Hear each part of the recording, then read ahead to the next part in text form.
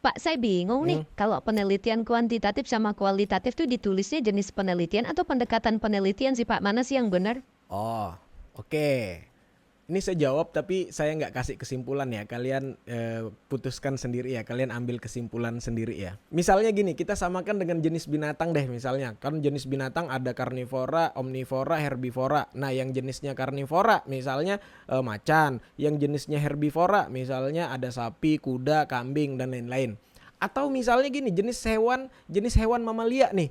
Jenis hewan mamalia kan ada sapi, paus dan lain-lain yang begitu ya. Dari sini sudah bisa diambil kesimpulan nggak? Belum Pak, gimana-gimana masih Masih bingung. bingung? Oke. Jadi gini, kalau kita bicara masalah teori yang ada di buku metode penelitian, kuantitatif, kualitatif itu, ada buku yang bilang kalau dia itu jenis penelitian. Tapi ada juga buku yang bilang kalau dia pendekatan penelitian, gitu ya.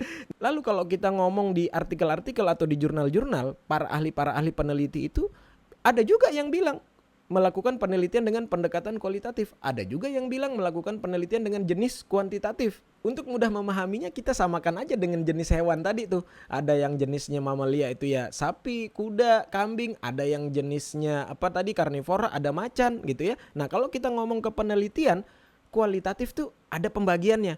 Ada kualitatif, ada studi kasus, etnografi, fenomenologi, grounded theory, naratif atau interpretatif. Nah, kuantitatif juga ada macam-macamnya tuh.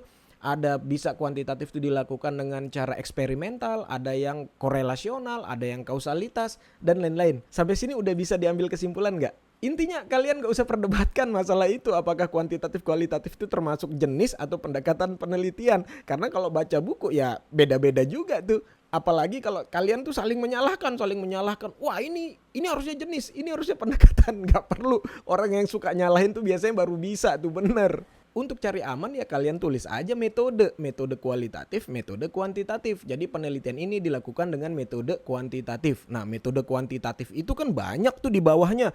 Dari penentuan sampel, dari instrumennya, dari analisis datanya kan mencerminkan kuantitatif semua.